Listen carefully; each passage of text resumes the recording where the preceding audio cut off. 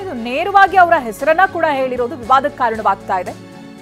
ಛಲವಾದಿ ನಾರಾಯಣಸ್ವಾಮಿ ವಿರುದ್ಧವಾಗಿ ಆಕ್ರೋಶ ಕೇಳಿ ಬರ್ತಾ ಇದೆ. ಕ್ಷಮೆ ಕೇಳಲೇಬೇಕು ಅಂತ ಕೈ ಕಾರ್ಯಕರ್ತರು ಪಟ್ಟು ಹಿಡಿದಿದ್ದಾರೆ. ಚಿತ್ತಾಪುರ ಪ್ರವಾಸಿ ಮಂದಿರದ ಎದುರು ಭಾರಿ ಹಂಗಾಮ ನಡೆಯಿತು.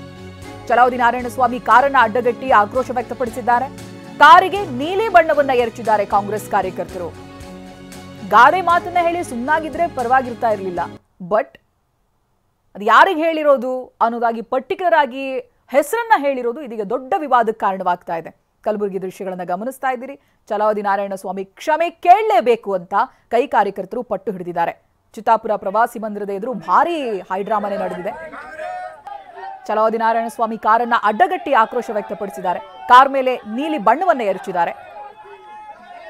ಇವರ ಆಕ್ರೋಶ ಇರೋದು ಕ್ಷಮೆ ಕೇಳಬೇಕು ಅಂತ, ಈ ರೀತಿಯಾಗಿ ಮಾತನಾಡಿರೋದಕ್ಕೆ. ರೀ, ಇನ್ಮೇಲೆ ಮನೆ ಕೆಲ್ಸಕ್ಕೆ ಹೆಲ್ಪ್ ಮಾಡ್ಬೇಕು ನೀವು. ಯಾಕೆ ನಿಂಗೆ ಎಲ್ಲರ ಕೆಲಸ ಸಿಗ್ತಾ? ಕೆಲ್ಸನ ನೋವೇ, ನಾನೇ ಬಾಸ್ ಆಗ್ತೀನಿ. ಬಾಸ್? ಅದೇಗೆ? ಬಾಸ್ ವಾಲ be the boss. Priyank Kharge ಅವರ ಹೆಸರನ್ನ ಈ ರೀತಿಯಾದಂತ ಗಾದೆಗಳಲ್ಲಿ ಬಳಸ್ಕೊಂಡಿರೋದಕ್ಕೆ ಕ್ಷಮೆ ಕೇಳಬೇಕು. ಯಾವುದಕ್ಕೆ ಹೋಲಿಸಿದ್ದಾರೋ ಅದು ಸರಿಯಲ್ಲ, ಹೀಗಂತ ಆಕ್ರೋಶವನ್ನು ವ್ಯಕ್ತಪಡಿಸ್ತಾ ಇದ್ದಾರೆ ಕೈ ಕಾರ್ಯಕರ್ತರು. ಗಮನಿಸ್ತಾ ಇರಲ್ಲ ದೃಶ್ಯದಲ್ಲಿ ನೂರಾರು ಸಂಖ್ಯೆಯಲ್ಲಿ ಕೈ ಕಾರ್ಯಕರ್ತರು ಸೇರಿದ್ದಾರೆ ಚಿತ್ತಾಪುರ ಪ್ರವಾಸಿ ಮಂದಿರದ ಎದುರು.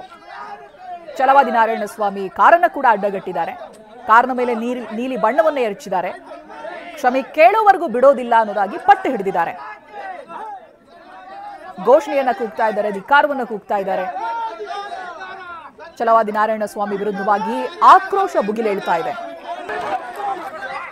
ಕಳ್ಳಾಟ ನೂಕಾಟ ನಡೀತಾ ಇದೆ. ಕೈ ಕಾರ್ಯಕರ್ತರು ಸೇರಿದ್ದಾರೆ. ಕ್ಷಮೆ ಕೇಳಲೇಬೇಕು ಅಂತ ಪಟ್ಟು ಹಿಡಿದಿದ್ದಾರೆ. ಪೊಲೀಸರು ಅವರನ್ನ ಸಮಾಧಾನ ಪಡಿಸೋದಕ್ಕೆ, ಜೊತೆಗೆ ಆ ಸ್ಥಿತಿಯನ್ನ ಕಂಟ್ರೋಲ್ ಮಾಡೋದಕ್ಕೆ, ಪರಿಸ್ಥಿತಿಯನ್ನ ಕಂಟ್ರೋಲ್ ಮಾಡೋದಕ್ಕೆ ಭಾರಿ ಪ್ರಯತ್ನ ಪಡ್ತಾ ಇದ್ದಾರೆ. ಬಟ್ ನೂರಾರು ಸಂಖ್ಯೆಯಲ್ಲಿ ಕಾರ್ಯಕರ್ತರು ಸೇರಿರೋದ್ರಿಂದ ತಳ್ಳಾಟ ನೂಕಾಟ ಕೂಡ ನಡೆಯಿತು ಚಿತ್ತಾಪುರ ಪ್ರವಾಸಿ ಮಂದಿರದ ಎದುರು. ದೃಶ್ಯಗಳಲ್ಲಿ ಗಮನಿಸಬಹುದು ನೀವು.